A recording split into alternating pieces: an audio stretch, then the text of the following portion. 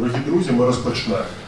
Dear friends, we are starting today's lecture within the program Source as a Choice, and in this program the researchers share about their work with sources for mostly complicated topics of the 20th and 21st century. And today's lecture will be representing one of such topics. This event is organized by two institutions, the Center of Urban History, where we are located now, and Index. And I have the pleasure now. Let me introduce our lecturer, and it's my pleasure to introduce her, Dr. Kristina Hook. And she's an assistant professor at Kennesaw State University. Is it sounds right? Yeah.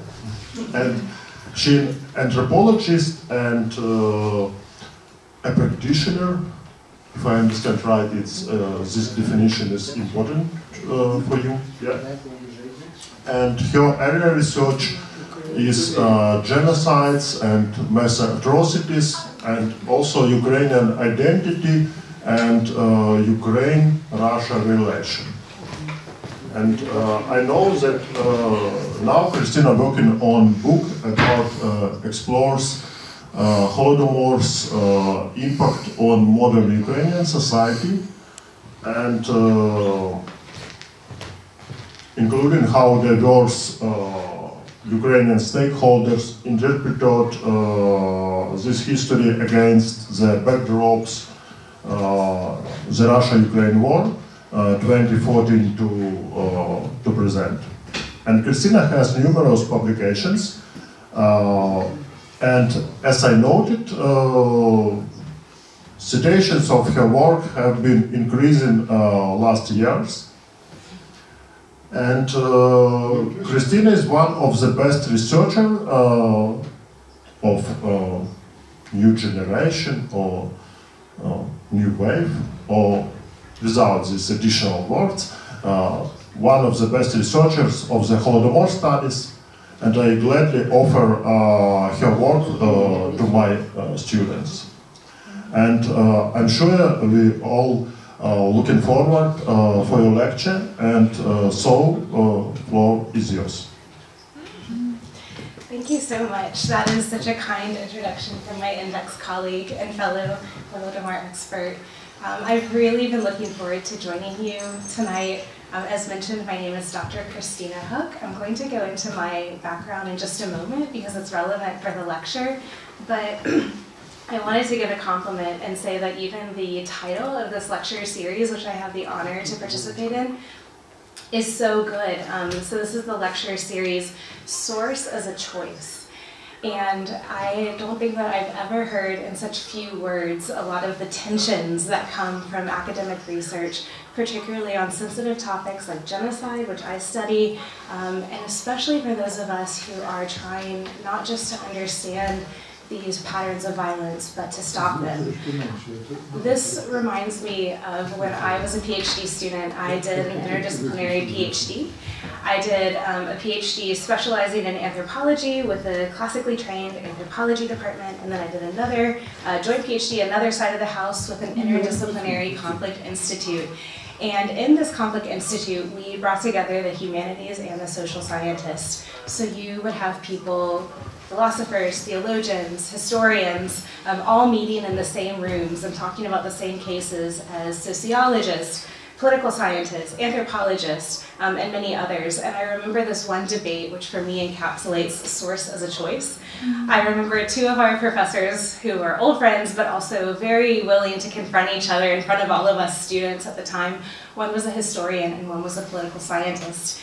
And I remember the political scientists came into the room and just sort of dazzled us all with all of these methodological equations. In America, the field of political scientists has become very quantitative focused. So there were all of these sophisticated data sets and equations and all of this. And the historian was watching his friend and colleague for a long time, and he stopped at one point and just said, "Now who coded your variables?" So at the very beginning of this study, the political scientist, before he even got to the equations, had been handed these sort of hundreds of variables.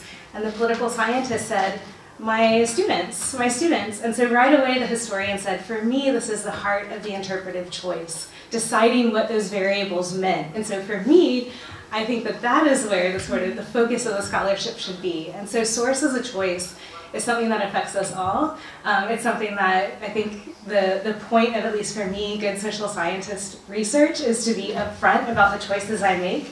So it's really, really a delight to be part of a whole series on this. Now for me, I alluded to my background. It comes from this PhD training that I did as an anthropologist.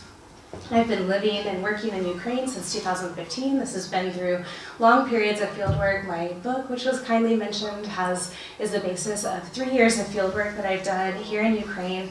I've really had the honor to gather research over this decade in 33 different locations, so trying to capture at least some bits of the rich regional variation. But my other side of the training is this interdisciplinary conflict training. And within peace and conflict research, which is what I teach as a professor, I specialize in a subset of it, which is comparative genocide studies. And so right away that brings both scientific and moral dimensions, choices that again I'm making with the work that I do. And the first one, it was important enough that I thought I would just get it right out of the way and put it on the slide and have a kind of backwards presentation, because I'm going to spend a little bit of time talking about why I do the work that I do before I talk about how I do the work that I do, because I think it's in that order that it makes the most sense. So for me as a comparative genocide scholar, we have lots of Black humor. I use it a lot with my students. I work with PhD students, so it's allowed. But we often say that, you know, if you are a genocide scholar and you want to spend your entire career studying genocide, has it ever occurred to you that you also want to try to stop it in some way? Because, you know, if not, if you're going to devote decades and decades of your life to studying genocide, then hopefully it's for the purpose of stopping it. And so for me, that actually guides the choices that I make with the sources that I use. And that's why I said it's research and policy intention. I started off my career in what I lovingly call my baby humanitarian phase of my career, these sort of early humanitarian days in my life in genocide awareness advocacy. Then I moved into genocide and mass atrocity prevention policymaking with the US government. And then I returned to academia, and that's actually what led me to Ukraine, what led me to the case of the Holodomor, to write my PhD, and to now do my career-long research here. And it was all about how can we do this research on genocide, on Holodomor specifically, in such a way that it can help us understand this violence as it unfolds in our world today for the point of doing something about it. And that's not the only right answer. I think that knowledge for knowledge's sake is important. Telling stories of genocide victims purely for that purpose is important, preserving their legacy. But for me, it was a bit about wanting to focus my career on genocide in order to understand it, in order to stop it. And so that creates a lot of choices that I make with the work that I do. And I sometimes get asked by fellow anthropologists a really good question. So maybe to prevent you from asking me during the Q&A, I'll tell you my answer now. But I get sort of asked about this tension between being a comparative genocide scholar, where we look at cases throughout history, throughout the world, with an anthropologist, where we really love specificity, where we believe that people's behavior belongs in its proper social context. And the sort of answer that I have there, which I find satisfying, you can tell me if you disagree during the Q&A, I've left the door open, but the answer for me there is that genocide is such an extreme form of human behavior that despite the differences of social organization around the world, we might be able to pull out some commonalities of how those people at that extreme level of antisocial behavior are choosing to operate in the world without being too strict about assuming that these patterns would unfold in a specific order or any other specific criteria. So I wanted just to mention genocide studies, a field that I've been a part of for about 15 years, that has grown even during this 15 years, but that is much older than me and certainly will outlive me. And that's genocide studies, comparative genocide studies, as I say, that it grew out of the study of the Holocaust. My slides are a little bit dense. I'll try to walk through them in a not so dense way. But this started with foundational figures. Raphael Lemkin, probably many people know, the sort of father of the term, although his writing is much more multivalent, it's much more rich than was what was put into the UN genocide definition. Hannah Arendt, I've been going back and reading some of her foundational work about responsibility and guilt. So she was introducing these ideas about 70 years ago before we would even grapple with them today. Now there's other debates. This was a field that had come out of a major shock in the world in the 1940s. And so some of these debates on my slide were debated for 10 to 20 years. These were very fierce, these were very vociferous, they're quite controversial for people who lived through these periods, and they were about which cases could be studied. Could anything be compared to the Holocaust was a big debate for the field for the 1960s and 70s. There were debates about the nature of comparative research itself. Not every anthropologist feels like I do in this particular way. And there were these kind of ontological debates about the nature of genocide. So for a scientist, getting into the weeds of ontology is what is justice, what is rights, what is genocide, these deep, deep debates that are beyond the scope of empiricism. And then there were also these developments. So at least, growing up in the sort of North American tradition that I did, there were 4 trends that I really noticed that impacted comparative genocide studies as I've been trained in it. And these were connected to broader agendas within peace research. And that it was growing to be very, very interdisciplinary. So there have always been a lot of different scholars involved in genocide research, but now we have professional organizations that exist and that gather scholars from around the world that are very, very interdisciplinary. We have conferences that bring together, where every person on a panel might be a different discipline.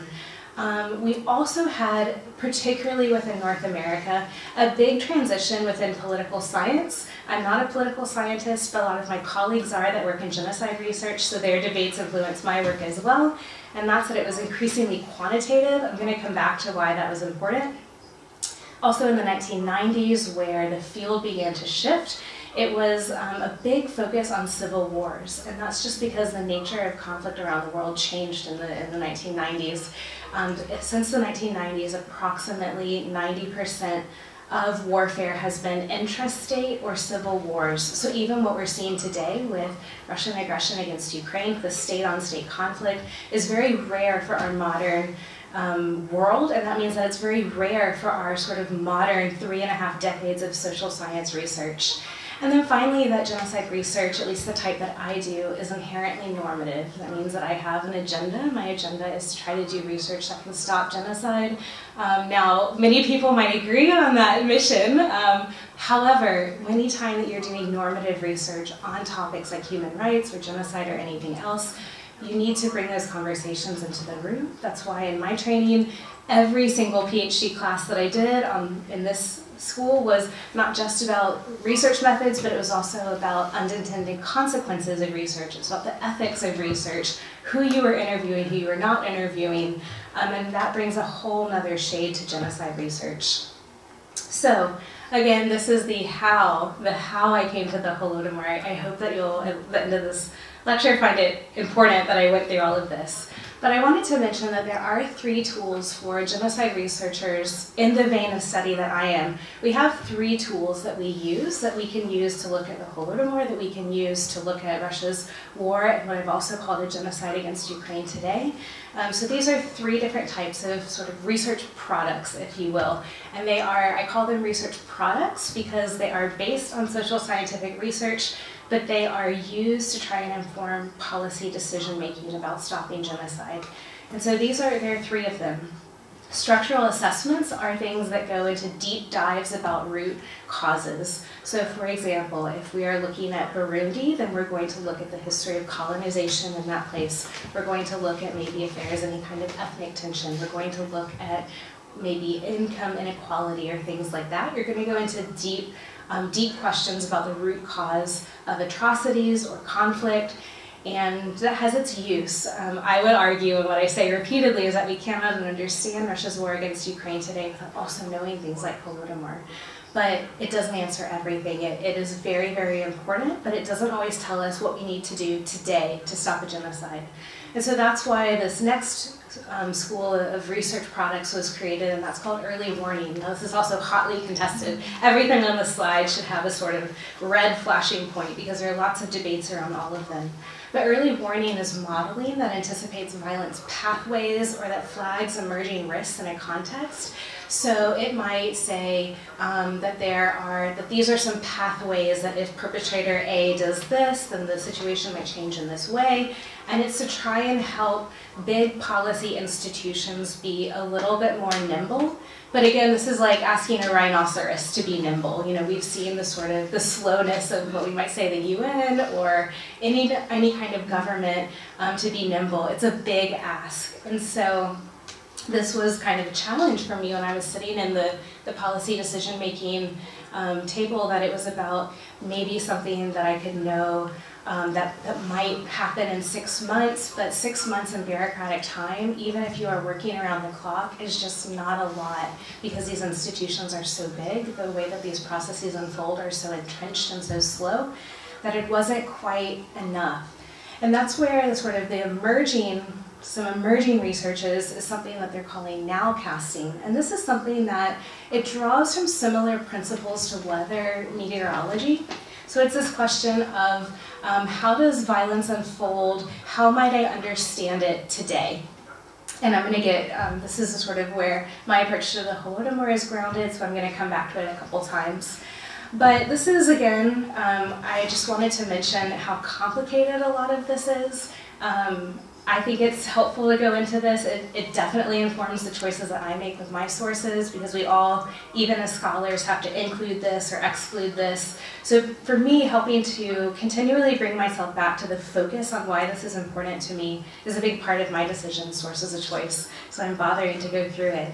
But this is the way we kind of approach global cases of atrocities. Very, very simply, James Waller at the University of Connecticut, a colleague and a friend, has proposed these 3 sort of stages, this terminology that we use a lot. So it's upstream, it's where a society might appear to have some fragility, or let's say a menacing neighbor in the case of where we are today. But this is where efforts are really surged at trying to prevent something from happening before a crisis breaks out. All of these conversations that we have in our case today about if Ukraine had been admitted to NATO or something like that, we might put those years in this stage. Now, when the crisis occurs, you're still using this language of atrocity prevention, but honestly, it's more about mitigation at that point. It usually means that violence is happening. How can you save as many lives as possible? And then this downstream language is where we talk about things like transitional justice, reconciliation, if possible, if appropriate. Particularly, reconciliation is very important for when there's been a civil war where neighbors still have to live next to each other. This is about rebuilding a society. So my work has usually been in this kind of midstream area. So once something very, very bad is happening, what do I need to know that day where I could make specific choices that might help mitigate the loss of life to save as many people as possible? And there are a lot of things that we know to do. We have a lot of choices. Even when genocide begins to happen or when mass atrocities begin to unfold, there are things that we can do. We don't have to freeze or feel powerless. And I'm just going to quickly go through 4 different categories. These aren't exclusive, but I want to kind of muddy the water and show you maybe just a small taste of how complex a lot of these decisions are. So first of all, we can have legal response tools. So you could group things in sort of cooperative approaches or coercive. Both of these are sort of on the table when you're dealing with a perpetrator in the upstream or the midstream.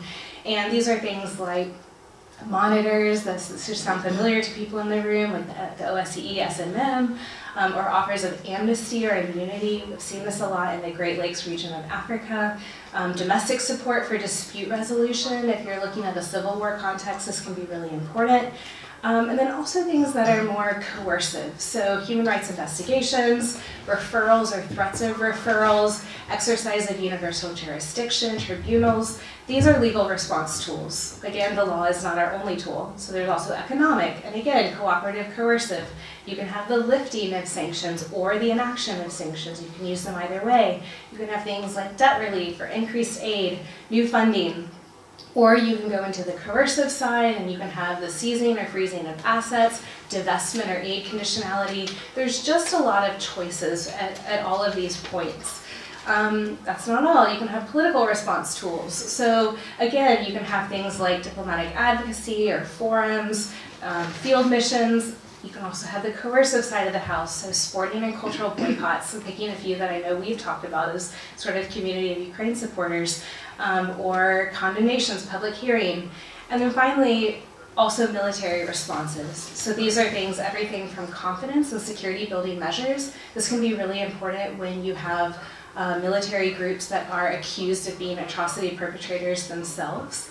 Or you can have things that are more coercive, such as military presence in the region, intelligence sharing, use of military force for coercive intervention. So all of this is just to say that the options of what to do, even when trying to make a decision that day, are really, really vast. I just put 4 quick slides up. But already we've got 4 different areas to look at. We've got decision making around, is there a window for some cooperative, the sort of trying to pull a perpetrator group back from the edge of what they're about to do, or should you go into coercive? And these just sort of slides are what I would say, this is something to be thought of as a shopping list. So it's a long, long list of everything that you could get at the grocery store, but you've got to figure out what the specific recipe in a context should look like. Even let's say if you're going to do, the same 5 actions from this list I showed you, you might do them in a different order, in a different context. And so a lot of my work in genocide and atrocity prevention has been about trying to understand patterns of violence so that we can build this kind of specific response for the purpose of trying to save people's lives. So that's where I come at it. That was my sort of background before I ever knew too much about the Holodomor, and that was actually why I picked this case, because I knew it was famine. We do learn in our American educational system about the horrors of Stalin, but the list is long, so we knew this is one of the many horrible things that he did. But I didn't feel that I knew enough about the specifics of the case where my finger would necessarily be on the scale of I didn't already have a preconceived notion about a lot of things. And that was why I really wanted to study this case. I was really interested in, when I began working on it in 2015, there had been a couple waves of archive declassification, which was very exciting for Holodomor scholarship at the time. One was happening the year I started working on it, and I wanted to look at this case for the purpose of doing justice to what I felt was a suppressed case, but also to help me answer some of these questions of human behavior, specifically perpetrator behavior, so that I could understand this phenomenon of violence better, so that I could make better informed choices about some of the things I showed you. And this was my approach. So someone like me, when they approach a case like Holodomor, this was sort of taking stock of what was going on. Now, I threw myself from one field with a ton of debates into another field with a ton of debates. Love those debates. These debates, though, were different in nature. And I learned a lot over the years from talking with so many different Holodomor scholars. But these debates were on, for example, the method of violence. So starvation as a tool of willful violence. Could starvation and genocide, was there a link there? That was a sort of debate which I think we've more and more come to the conclusion, yes. But it was less of a debate from where I came from in genocide scholarship. We focused less on the method that is used to kill a certain group of people. We focused more on trying to understand why they were targeted, why they were killed. So that was something that was sort of outside. I had focused more on these questions of motives. And so there were these older explanations. These, as we've had new access to new bodies of documents, these are looking quite dated on my slide. We know a lot more than we did. So these are about bureaucratic incompetence, the Soviet cover-up days of, it was bad weather or something like that. But it was also, for me, linked to arguments that I had heard before on other cases of genocide that I had researched. And so the functionalism versus internationalism, no, it should be intentionalism, very different. But functionalism versus intentionalism, it's this debate that says, does genocide just happen? Is it something that that if you're intentional from the start versus a perpetrator who has the capacity to commit genocide through their own sort of moral depravity sees a sort of set of favorable circumstances and decides, you know, like this actually would deal with those, you know, those meddling people that have really been troubling me. It's like giving me flashbacks to Canterbury Tales, like who will rid me of this meddlesome priest? Like it's something like that where, oh, like I'm in a situation where maybe I could do something as the perpetrator against this group of people.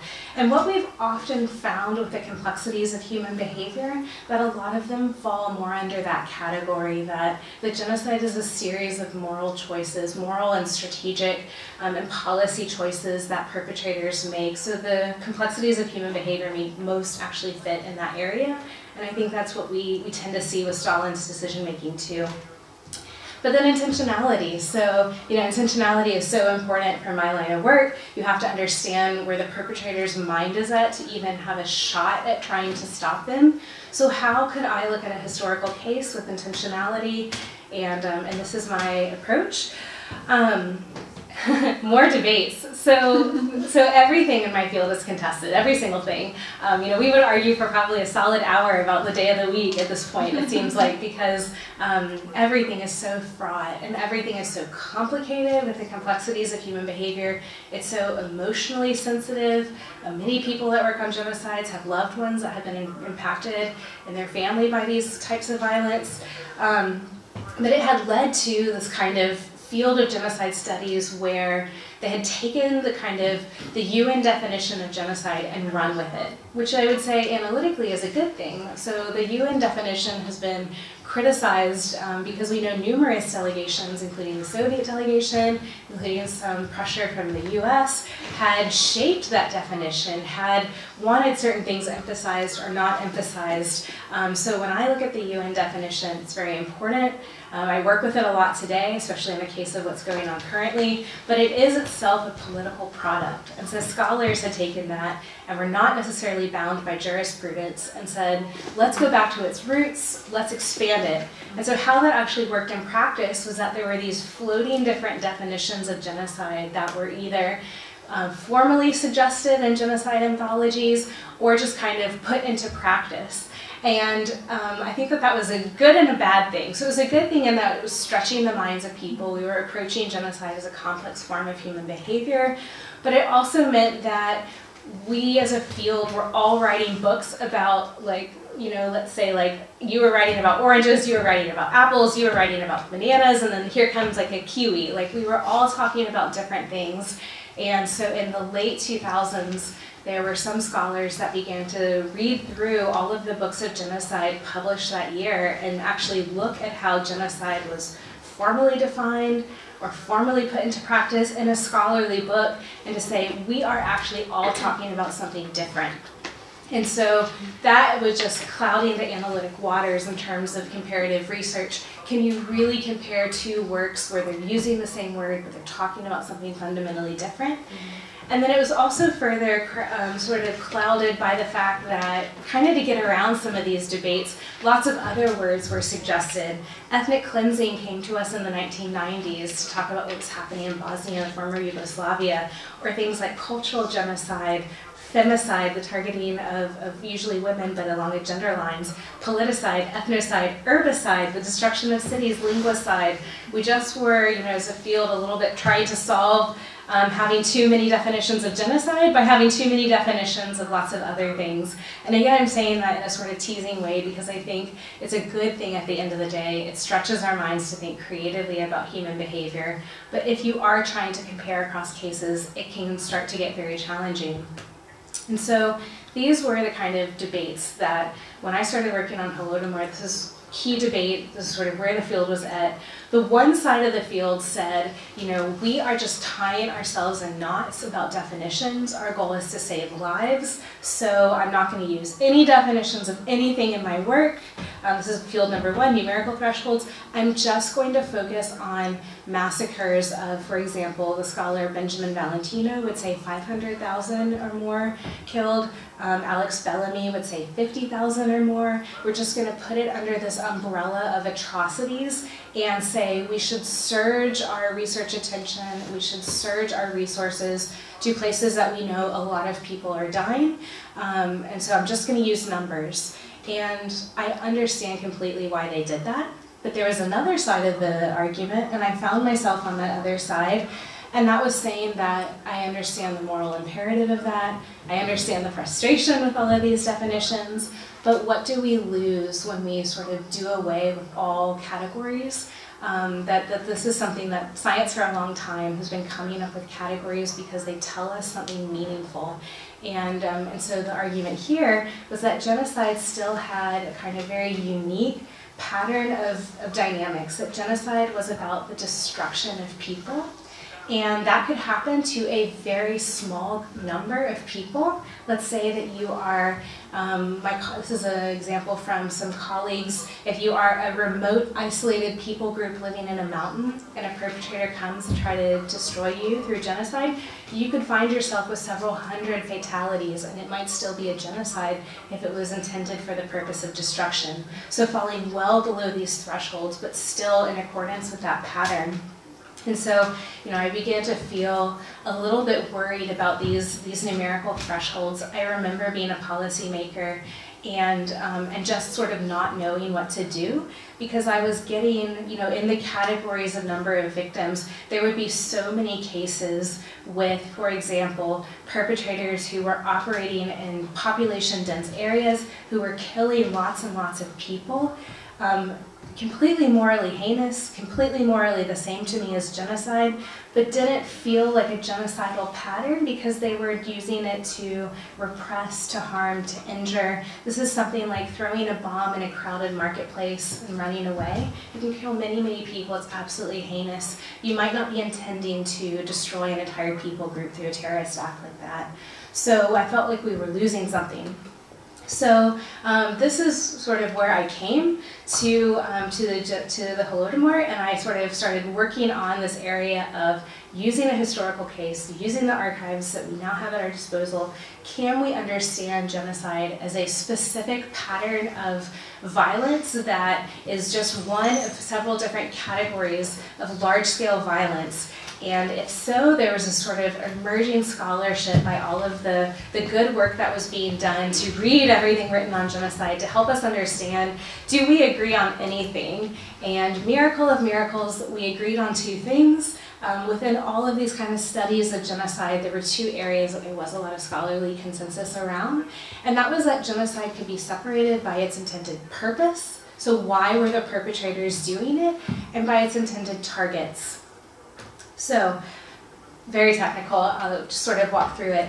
If you have a category like genocide, then you're comparing it to something else. And again, this is not a moral hierarchy. I am absolutely invested in stopping violence, whether it is in column A or column B. It's just about trying to diagnose this violence that you're seeing as it's unfolding in this very fraught, very painful reality. What are you seeing? And the sort of analogy that I use here is, if you are a patient and you are having lung problems and you go to your doctor, you really need your doctor to be able to tell you if you're having lung cancer or if you're having chronic obstructive pulmonary disorder, because they can both kill you, but they take a very specific form of medicine and treatment. So you've got to know what you're looking at.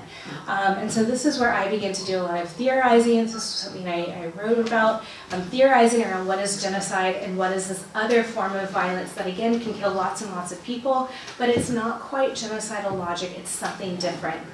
And so around this idea of target, it was this intended group selection, so every member is targeted, versus partial group selection. So this is where perhaps a group isn't trying to be destroyed, violence is along some kind of group lines, but again, you're just sort of taking a quote in a very evil way. You're sort of taking your shot. You're throwing a bomb in a marketplace.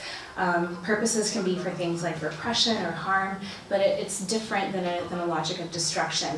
I'm going to move forward from this because I think something that I do when I sort of translated this kind of theory building into methodology, the slide is a little bit clearer. But again, it was about the purpose of genocide as destruction. And the purpose of something else, which I just called mass-directed violence, is things like repression, non-destructive harm. And I began to think about the types of differences that we would see in perpetrator logics. So if you're a perpetrator, a genocide perpetrator, and you cannot envision, you're aiming to destroy a group, you're going to begin to speak about the perpetrator or the victim group as not existing in the future. And that's something very different than the type of even very ugly things that you hear other perpetrators say, where they might talk about, in the future they'll be my slaves, or they'll say horrible things, but they'll still kind of talk about these people existing in the future.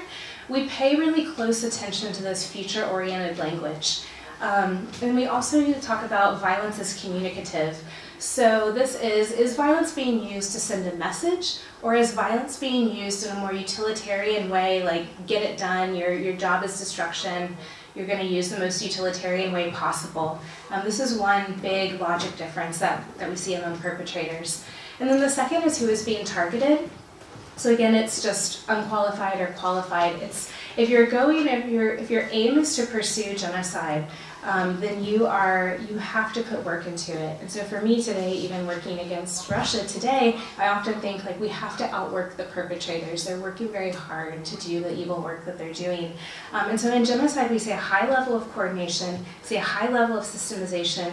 We don't see a lot of ad hoc things, maybe some, it's human behavior, but we see them working to try and corral victims, for example. And so that leads to this pursuit. This is whenever a perpetrator group is acting to try to control a population's movement, whether chasing them or maybe keeping them in place. We had both in Holodomor, pursuing people as they tried to run to the train station and then putting them back, sealing them in their villages.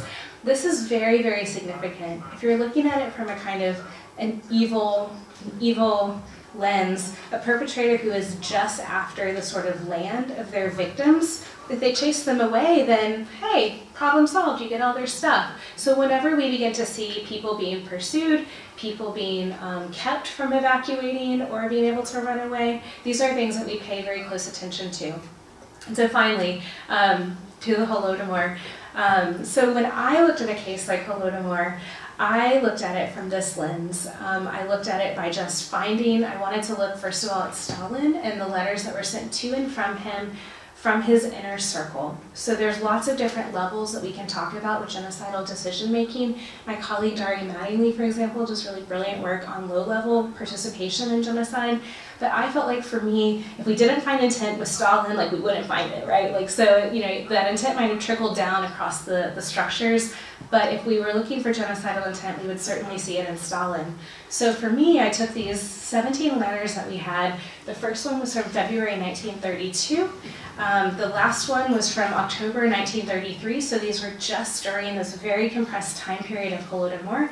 And I began to read them just looking at them from this lens, and I was creating this matrix. So can they envision the future? Do we see violence to intimidate? And I remember working on this and being like, oh darn, like I'm not really seeing much. It just kind of looks like some numbers. But then I converted this is the same information just converted into a graph. And I began to actually look at the pattern of violence very differently. And this tells us something for me as part of how genocide unfolds as a human behavior. If you've had a sort of overlap of motive and action, you can refer to a case as a genocide. But we might see, for example, behavior escalate, perhaps even de-escalate. Let's say an international actor intervenes, you might see the perpetrators back off even for a month. So if you're looking at it in a very complex way, you might see this fluctuation. And when I began to look at what had actually shown up in my data through looking at it through these kind of proxy-oriented ways, I noticed something that it was almost startlingly clear for me, this break. Across this case, we had seen this sort of mass-directed violence. We were seeing, for example, lots of repression language here, but maybe not as much about destruction. We were seeing a lot of language, specifically in the archives, like, you know, there's these like evil Ukrainians who are resisting collectivization, but there can certainly be some good communists too. So it wasn't this kind of unqualified portrayal of Ukrainians that it grew to be, where by around July 1932, these two letters right here are this area where you began to see a transition in the language that was used. Ukrainian was becoming more and more synonymous in these letters as something like bacteria was a specific term used, but Ukrainian became this kind of language, the language of those who were resisting, I would say very simply. And what was fascinating for me is that this approach is very, very different than my historian colleagues, but we actually all pick up on the same month of this case. I had gone from sort of despondency of looking at my data and saying, I gotta be honest, this is what I'm seeing. But then when I actually put it in, portrayed the data visually, I began to see that you really do see this kind of very clear area in July of 1932 where the decision-making among Stalin and his inner circle really shifts in a very dramatic way. And we begin to see a lot of these kind of indicators of what I would call genocide. This is my final slide. Thank you so much for being with me on this very technical journey. But I wanted to point out for me why this was so important, for me why I think Holodomor has so much to say to modern genocide prevention today. And this was that this approach was able to catch a transition of the perpetrators into this very committed logic of violence in a very compressed timeline. So the first letter I looked at was February 1932. The last one was about 18 months later. It was October 1933. So it catches a very dramatic shift in perpetrator logic. It's showing this kind of sensitivity to human behavior. And that was very, very important for me. It said that, you know, the hope that my numerical colleagues had was that, you know, at least we can count like in real time, like we can say how many people were killed today. And that's important because policy making happens today. It's the language of now. I don't remember ever as a policymaker having like more than 3 hours to ever make a decision. So it's the language of now. But if you could approach a case, this was looking retroactively in history, but you can collect this kind of data day by day. You can actually kind of catch if there are changes in perpetrator decision-making in a very real-time or very close to real-time way. And this is something that the sort of numerical approach might have missed if we had just focused on how many people had been killed over this 2-year time period. It might have missed this shift. And so for me, when I'm talking about Holodomor, this case is very important to me now, and I love to talk about historical justice. I love to talk about trying to recover some of these repressed stories. I also think that this case has something to say to ongoing cases of atrocities in Ukraine and beyond today, that it can inform what we have to say and how we try to prevent these acts of violence today. So I think that this case for me is very critical and very important to comparative genocide studies. This is an article now. This is an open access article, so if any of you would like an even more technical read, you can find it online here, available free for download. And with that, I am finishing up my remarks. This is my email. Please do stay in touch, and I welcome your questions. Thank you, Kristina. It was a great presentation. And we have a time for discussion, for your questions, remarks, and I can start as a moderator. And with your permission, I will ask my question in Ukrainian.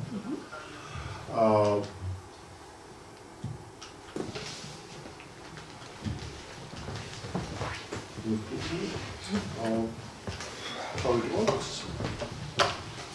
Can you help us with that? Thank you.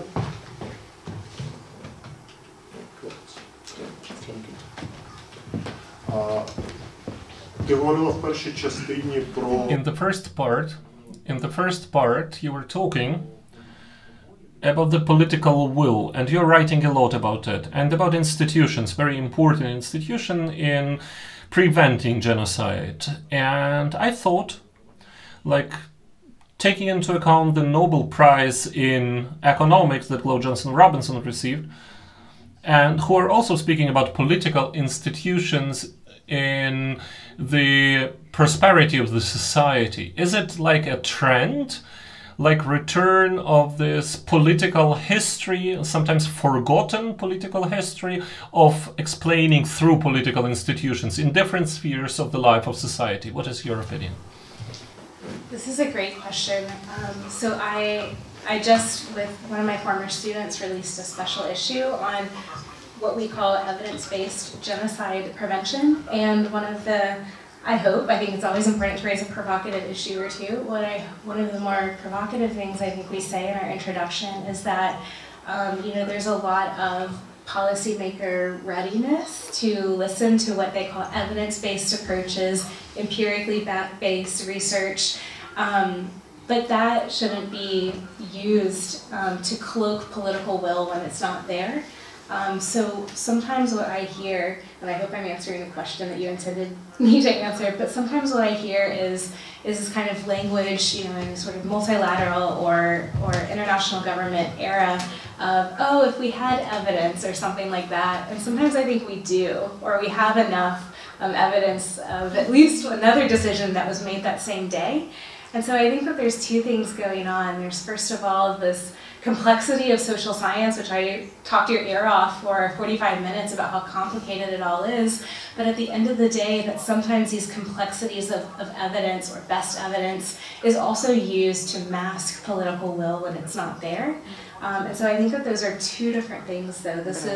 One of them is how do we move the science forward? How do we acknowledge uncertainty where it's not there, or where it is there, while also saying that, we can't not take a decision or sort of say in a sort of frozen passive state just by claiming that we didn't have enough evidence. This isn't, a sort of an option that was open to any prior generation of policy either. Thank you. I have next question, but we have to give this possibility to audience. Будь ласка.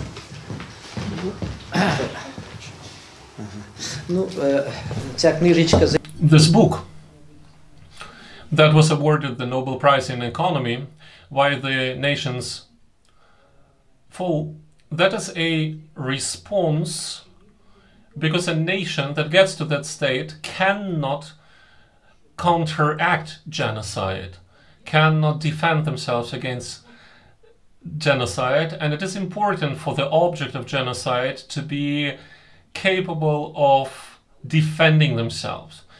This wasn't mentioned here in the question, but it's a different sphere. And the question is why this genocide took place. What was the problem for that time Soviet government? What was the problem that they relate on such a method? We know that the Russian Empire had a problem with Ukraine long ago, since the end approximately of the 19th century. There was a demographic explosion. The population in Ukraine started increasing, the rural population. And the problem of lack of land has felt to the revolutionary events, to Stolypin's appearance, and he was looking for a way out, like resettling Ukrainians to Siberia and to the Far East, not destroying Ukrainians physically, but resettling them and releasing the demographic tension.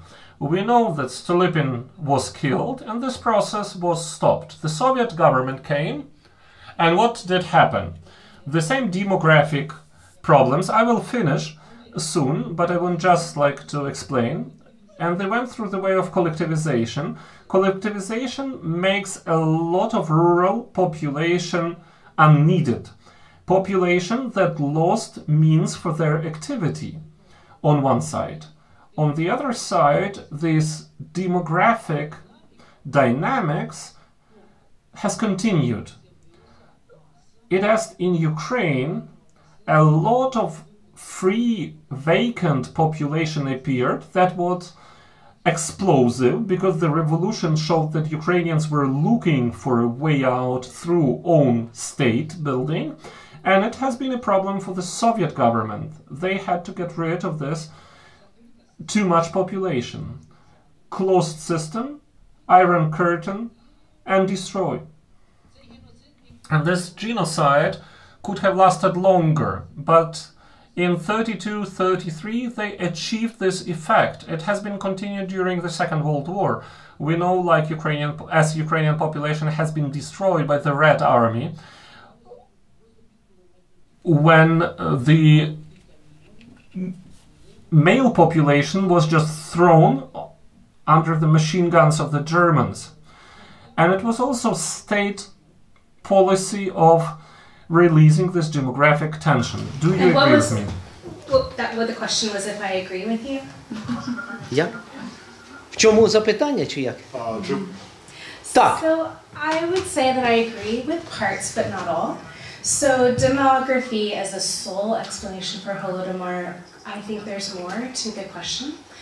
So demography is something that there has been, for example, pointed out in the Great Lakes region of Africa when you look at atrocities in Burundi, when you look at Rwanda. It's not that dissimilar to what you're talking about. It can create societal pressure. Where I, in my work on it, and this is more in the article, I didn't talk about it today, when I look at what I think caused this shift of decision making, I think it was not just about the presence of Ukrainian bodies, I think it was what those Ukrainian bodies were doing, and that was resisting. So what I find very persuasive is historical data that shows, for example, George Lieber's work that talks about 30% of the rebellions to collectivization happening in Ukraine, 30% of all of those rebellions against collectivization that were occurring across the Soviet Union, approximately 30% were happening in Ukraine. So I think that demography was creating pressures, but if they had been, for example, a population bulge that were loyal imperial subjects, then perhaps that wouldn't have been such a problem for Stalin. He might have said more labor. I think it was what those Ukrainians were doing, which was resisting. It looks to me like we might agree on that. So I think that resistance, rebellion, was a big part of it. It looks like we agree. Хто-небудь ще?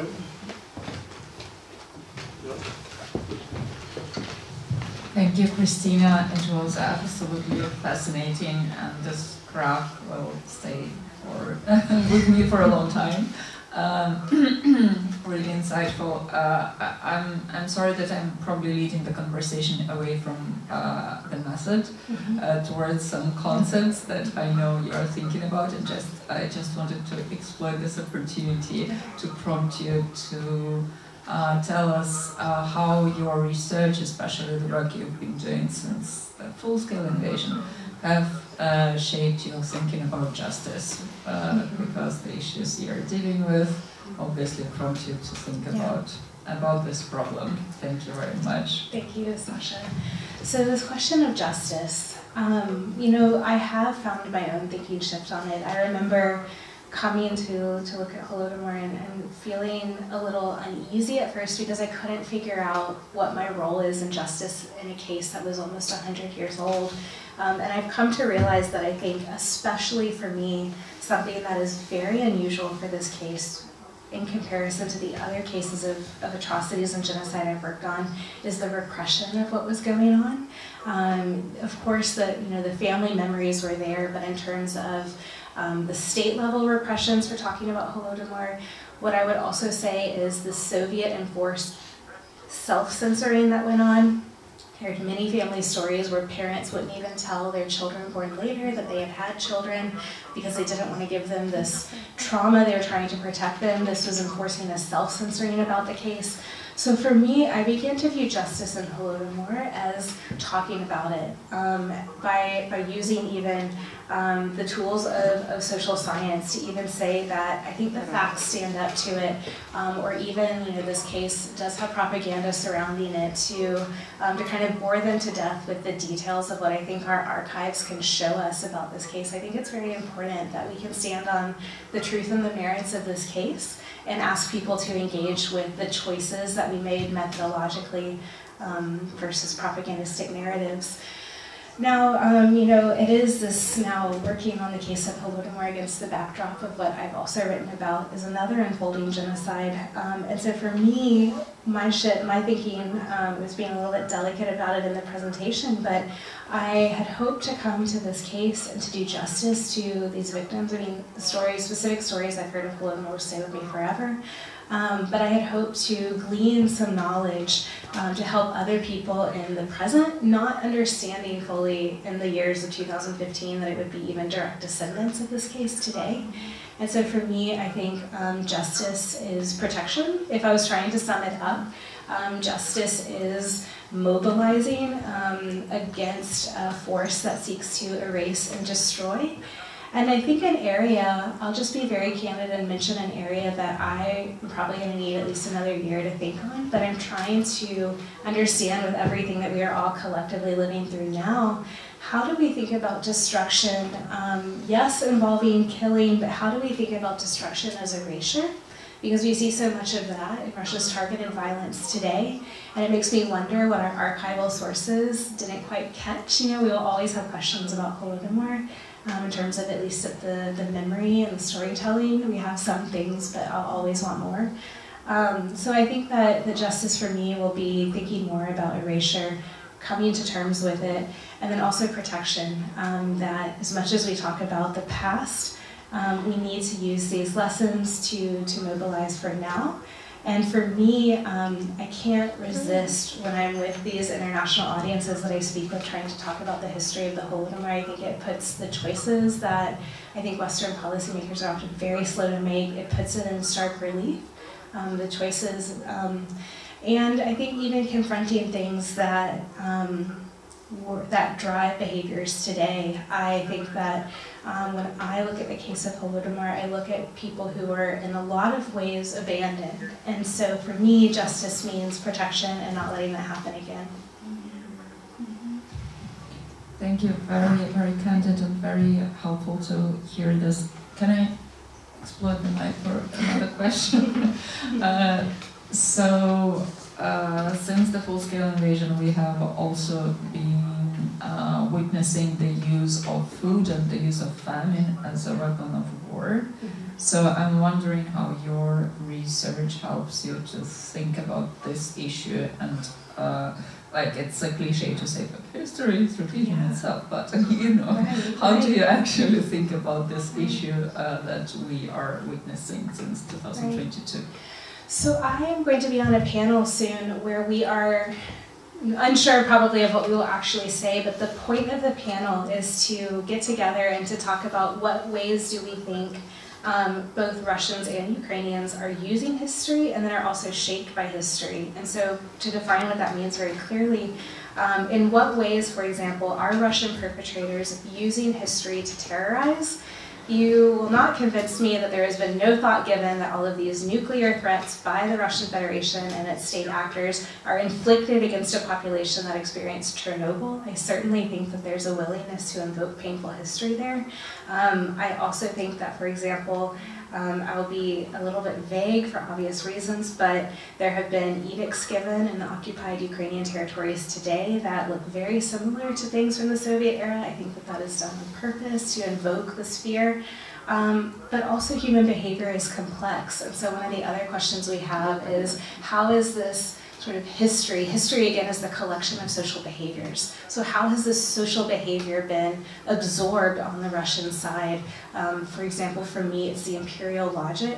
The situation, history and contemporary can look very different, but a common thread is this willingness to use people as resources is very much the same.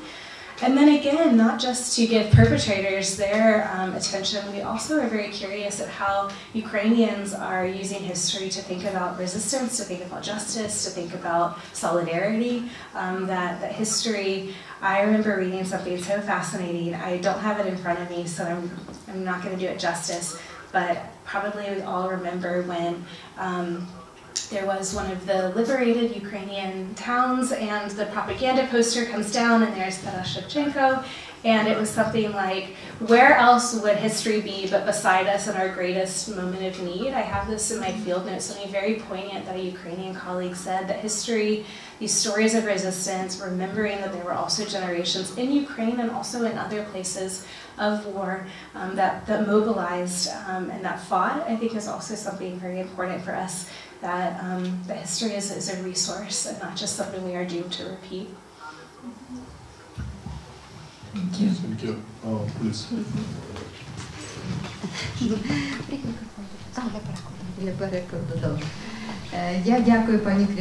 I'm grateful, Kristina, for such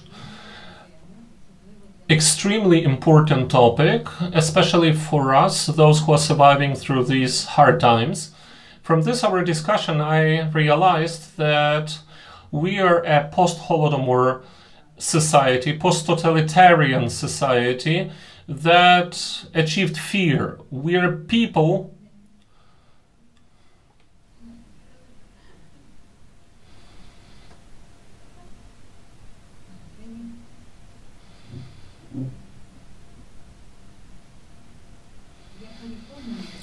I am sure that all these atrocities committed by the Soviet government with the Ukrainian people, not working,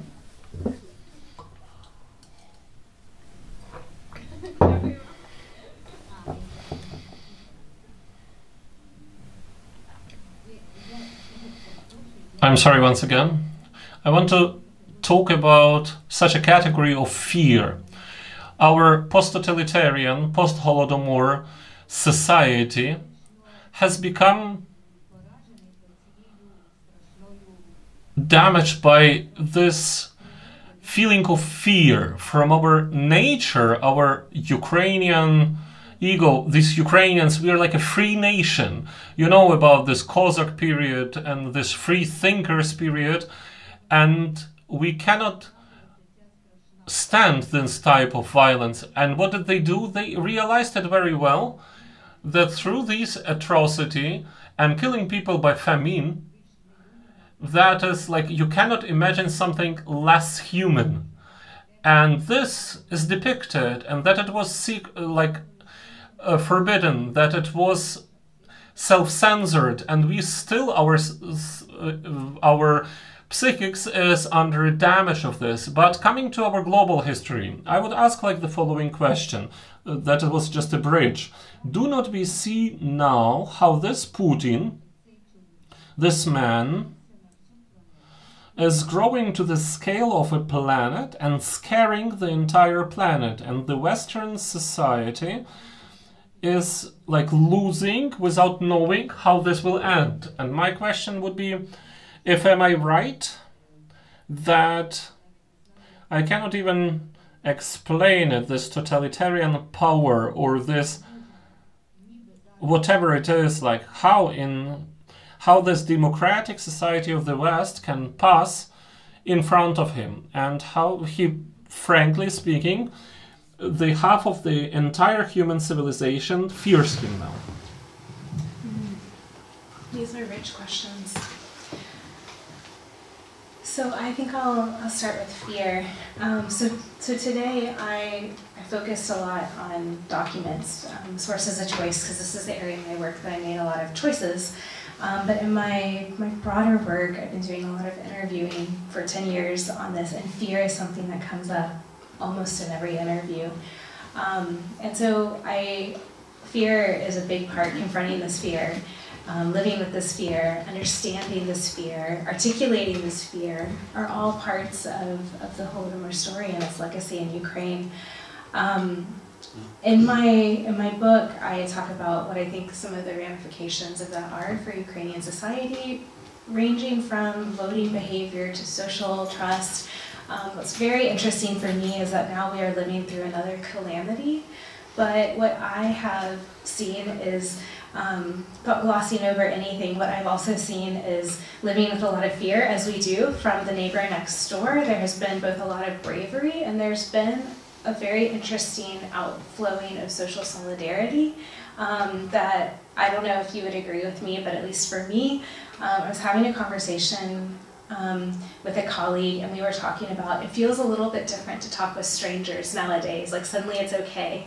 Maybe we're thawing a little bit towards our neighbors around us because we understand where the threat is coming from. So I think that that's a part of overcoming this legacy of fear. Is all of the forced confrontations that Ukrainians have been forced to have. Very, very unfortunately. I wish you didn't have to be brave. But because there's been so much bravery, I wonder if in some ways what we're going to see coming out of this is not just the challenges that I know we all talk about and think about, but some of these other things too, the stalling of social trust, this bravery, overcoming this fear with news stories, that might be part of it. The other question was about the sort of the growing,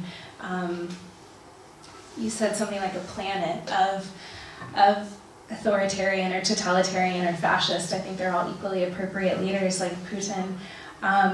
And I think that fear is part of that too. So I think the sort of misguided, very, very misguided with horrific impacts, escalation management policies has been a Western attempt to, as we use this expression, boil the frog, turn up that water very, very slowly. The frog doesn't understand. It doesn't jump out in time. I think that was an attempt to boil the frog against Russia, but my concern from very early on has been that I think Russia has boiled the frog in the other direction, that far too many people around the world have grown desensitized to what we see here in Ukraine every day. They've grown far too desensitized to things that would have shocked us to our core 5 years ago. And so I think that this has worked the other way. I don't have answers for exactly how we get through this, but perhaps there's something in the first part of the question. Perhaps it's the fear. Perhaps it is just sort of confronting this sort of big balloon of fear with something like a pen. You know, I know that there's real threat coming from authoritarian leaders. They have the capacity to do real harm. But I also know that they are not actually a planet, they are not actually God, that they are in fact humans making human choices. And so perhaps some of what we can do to overcome this fear of Holodomor is connected to what we also have to do is to sort of punctuate this inertia in the West. Thank you. Please Thank you. Use your headphones. I have the second question about terminology. Oh boy. Ти базово використовуєш поняття геноциду. You're using the basic definition of genocide, and in 2022 you wrote an important text about why Russia's war in Ukraine is genocide. But at the same time, I have like maybe a double question. How do you see this edge when the instrumentalization starts? Because I remember a few years ago I gave my students a text from one of my favorite magazines, Genocide Studies Prevention, because you can download everything for free there. That is explaining why do I like this magazine. And there was an article by Alexander Hinton from 2015 who spoke about this danger. And at the same time, it seems to me that by now the researchers try not to use this term of genocide, but you explain why you use it. And in the number that, like in the issue that you're talking about, as I understand, you were invited as an editor. From 11 texts, only 2 use the genocide in its name. Isn't it just avoidance of the term? Great question. I would say that there is some, there's a double answer to a double question. There is some avoidance of the term, and this is by people who try to say we've gotten so caught up in these definitional debates that we are losing our focus on saving lives. We're just going to count numbers. We're going to call it all atrocities or all mass political violence or whatever. That's a choice. There is an ethic involved there. I just was at a conference with a colleague who is prominent and well known for having these concerns. I think he makes a really eloquent case. On the other hand, I think that there is a case for me in using the term genocide when I use it to mean a very specific thing, while also, and I feel this so strongly that I say that it's almost every public remark I give, also saying that there's no moral hierarchy for me, that mass atrocities of any kind matters just as much as something that is genocide clear as day, that this is an assault against a human person, that this is absolutely important to stop and prevent and understand whatever it's called. And so I think that we've seen both of these kind of threads that I'm pulling at express itself in comparative genocide studies. So first of all, there is this idea that morally we need to concern ourselves with both cases that are clear genocide, of which unfortunately we have probably, I would have to count on 2 hands currently, cases that are being talked about in that language in our modern world right now. But as much as we all care about those, there are other cases where they might not be talked about in the language of genocide, but they are just as important for scholars to study. They are just as important for practitioners to try and stop. And so there is this language now, it's usually and, it's genocide and mass atrocity. It's just sort of covering all of these cases from an ethic. And that's why in our special issue, we are pulling that out. And what I would say, I wrote an article recently with a former student, and it was just a great experience to work with her, and it was also very helpful because I think a lot of us have been on the receiving end of solidarity from Syrian victims of war, violence, and conflict, of horrific atrocities that have been perpetrated against the Syrian people. And we wrote this article together on Ukraine and Syria. And genocide is not always used in that case. Crimes against humanity, lots of horrific violence, violence that I'm sure all of us care equally about, whatever it's called. It's just not often used in that case. The pattern looks a little bit different, but that doesn't stop our advocacy. And it also doesn't stop our ability to learn from the Syrian people and what they've been through and what they were telling us in this article we wrote about transitional justice when a perpetrator remains in power. So I think for that reason, methodologically trying to learn from cases that might be genocide, might be mass atrocities, and then also because there is a clear push in the field to just sort of do away with the term itself. I don't agree with that, as I spent 30 minutes telling you about today. I think that there's value in genocide, provided we never sort of allow ourselves to put victims in competition. Thank you. Thank you. Хто-небудь? Ще питання? I have lost, maybe. In my case, definitely. Because, yeah. Technical? If you don't mind, thank you. Ти не боїшся говорити про майбутнє в своїх текстах. І часто торкаєшся теми відновлення після травми і відбудови миру.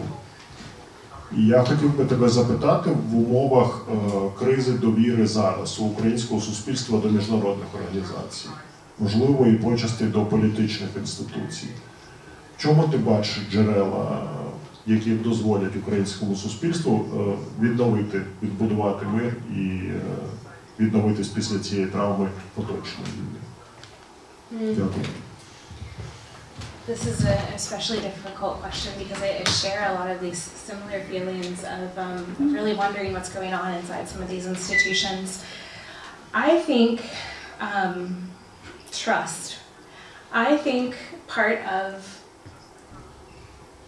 victory for me, part of Ukraine's victory is, let me back up. I think that when we talk about post-colonial trends in Ukraine or something like that, I often hear some really eloquent things said that connect with broader conversations of post-coloniality, which is that if we want to talk about overcoming the legacy of empire or colonization, we have to be so mindful that everything we do is not just a reaction to what happened, because in that way, we are actually allowing those structures to continue to shape us. It's something that scholars call replicating the captive mind.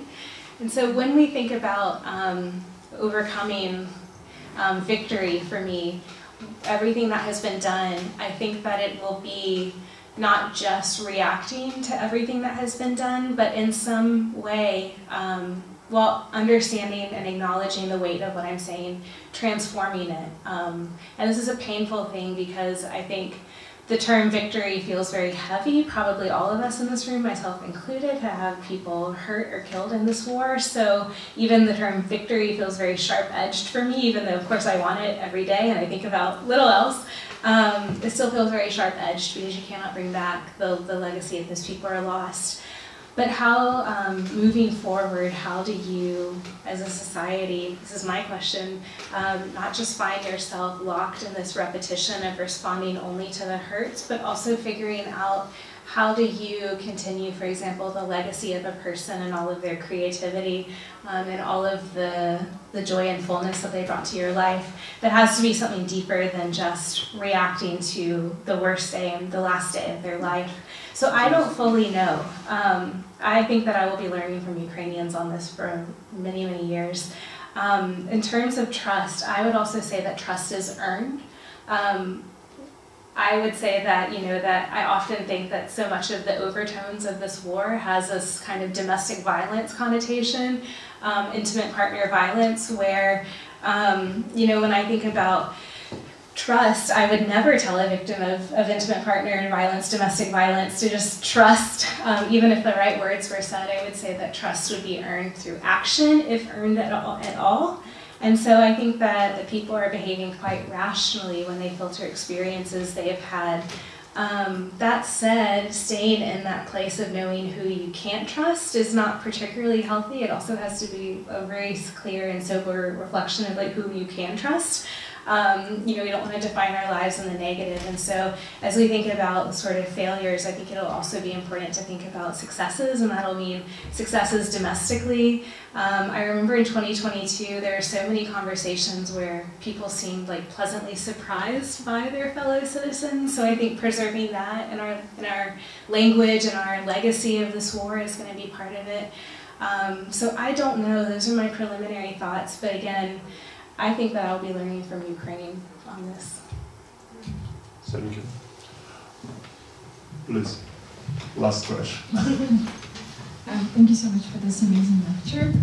And ever since I was introduced to your amazing scholarship, I was amazed how you connect the notion of colonization with Holodomor.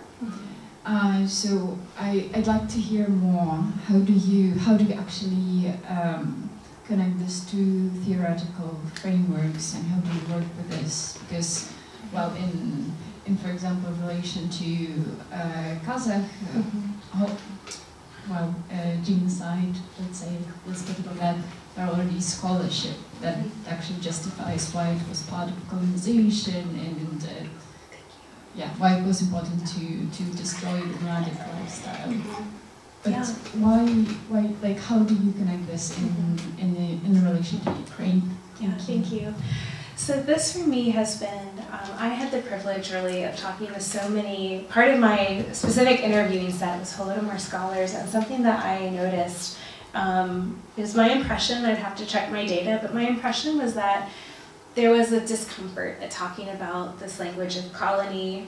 Empire was a little bit okay, but it was tricky. And I suspect that that was related to what I heard over and over again, that the legacy of Holodomor should not be that Ukraine is a nation of perpetual victims, that I was told, we cannot wear the mask of victims, that doesn't take us to where we want to go. And so I sometimes think that unsure if that was a word people wanted to use, was connected to that. When I approach post-coloniality, it's as a researcher, and it means a specific thing within anthropology. It also sort of is broader than debates I hear sometimes among really brilliant historians about, is it an imperial legacy or a colonial legacy? Anthropology kind of lumps that under a logic of extraction and a logic of using people as resources, even in very, very violent ways. So we feel a little bit less discomforted by that debate in the Ukrainian context with Moscow. So for me, it has been about this the logic of genocide is dehumanization. It is that, you know, I have spent my entire adult life studying this, and I still kind of struggle with reading some of these cases. How did a person get to that point in their life where they could do that to another fellow person? And the way they did is through dehumanization, where they're not seeing that person as a person anymore. And the logic of empire or colonization can be very similar. It doesn't always end in genocide, but there is a sort of inherentness to viewing people as a resource. And for colonization, I think what sparks into just horrific, violent, subjugated sort of slavery or genocide is really not a very nice moral difference. It's whether that person thought their person that they're colonized was better use to them, alive or dead. It's very ugly. So there's really no moral difference. But you know, some people, for example, if you look at the history of chattel slavery in my country, the United States of America, slaves were kept alive because they were used as a labor source. That doesn't make it any better. So when we see this colonization logic into genocide, this destruction, it's again though following this pattern of dehumanization, and that I think is the key. I think we can also see, and this is where something I'm learning so much from environmental historians of Ukraine, the way that they've looked at the policies of extraction in Ukraine. In historical context, this would be collectivization during the Holodomor. But I have really, I think that in the future we will be writing a lot about what is going on today with Russia extracting Ukraine's resources in the occupied territories. So I think that this is a thread that we'll be pulling on for a long time, past and present. Thank you, Kristina. It was a great privilege to hear you today, and thank you for your important research, your important lecture, and thank you for your emotions. Thank you.